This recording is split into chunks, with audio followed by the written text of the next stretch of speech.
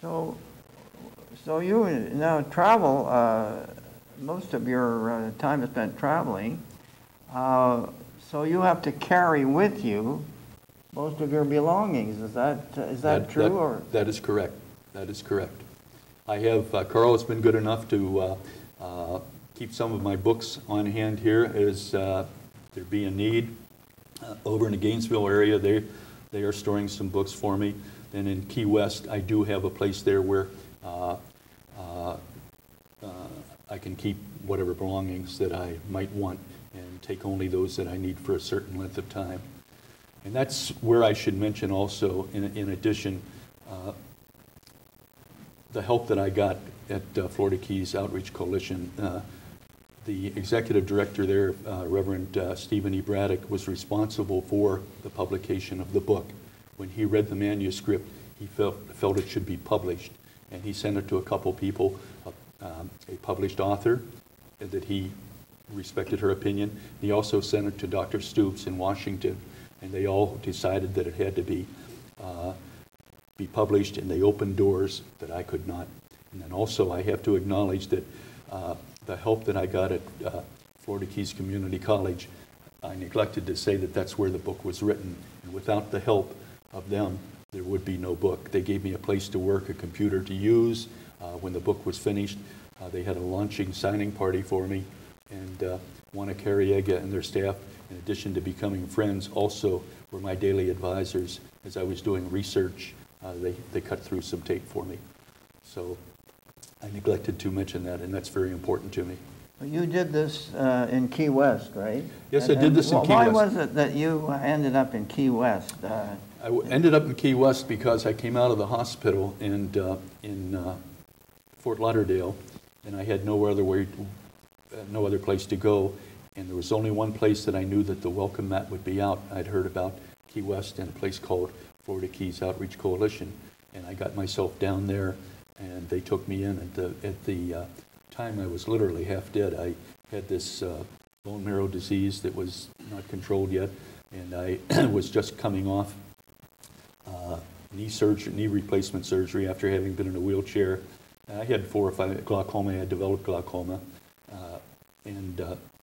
so that's how I wound up in Key West. As far as staying there, my idea of an excursion was to take, at that time it was a test run, and it was a free shuttle service that went from Key West to Marathon.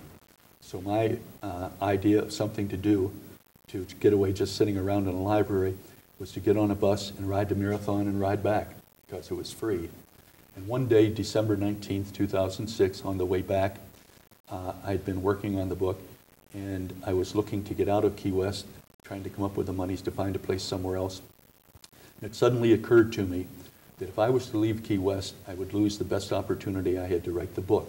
And the reason for that is, in staying with the Florida Keys Outreach Coalition in their shelter, I was required to be there at a certain time at night. I was confined, so to speak. The lights were out early, and I had to sleep. If I had a little place of my own and I was able to come up with the tiniest of TVs, I would have been watching TV all evening. Instead, in my mind, if it was dark, and sometimes going out and using my notes, I was able to write the book. So that's the reason that I stayed in Key West. Then the second reason was being invited to do my work at Florida Keys Community College. Without them, I couldn't have done it. Well, you obviously have a talent for writing, and you say you're writing a second. The second book. Second book. Yeah. So you seem to have gone back on into your journalistic, early journalistic career. You obviously have a talent for the writing. Do you see that as a future for your? I don't know how far that'll go because I've got some major health issues, so I don't know how far that will go. But I'm trying to fight through them just to keep going. As long as invitations keep going, I want to. As long as I know that I'm doing something to create more awareness as to the magnitude of the problem and to create understanding of homelessness, then I want to carry the book and my work as far as I can. I think You're a very strong person. Well, being on the street makes you that way. I have now lived every that's one reason that I think makes me popular on the speaking tour, because I'm one of the few that has endured every type of homelessness there is. I went from being on a bus, able to come up with a bus pass, money for that through my Social Security, not enough for an apartment, but enough for the bus pass. I came to the point then where I had two things happen. One, my luggage disappeared, Greyhound problem, and never found it. And then I had my wallet stolen on a Greyhound bus, and also contributed to my ending up in Key West. And from then it was like on the street. And then I came back and lived in two different types of shelters.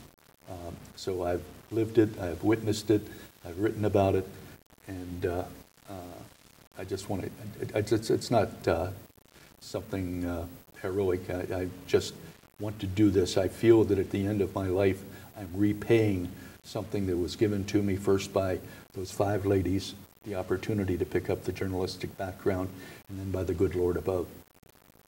And as long as he has something that I can do, I'm going to do it. Thank you.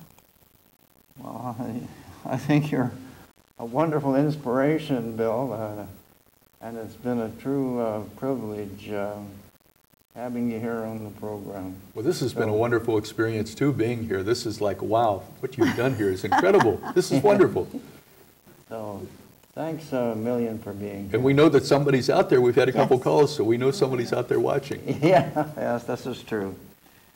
So thank you again. Thank you very much for having me. Thank you, Carl, for arranging all this. And so Nancy, perhaps you could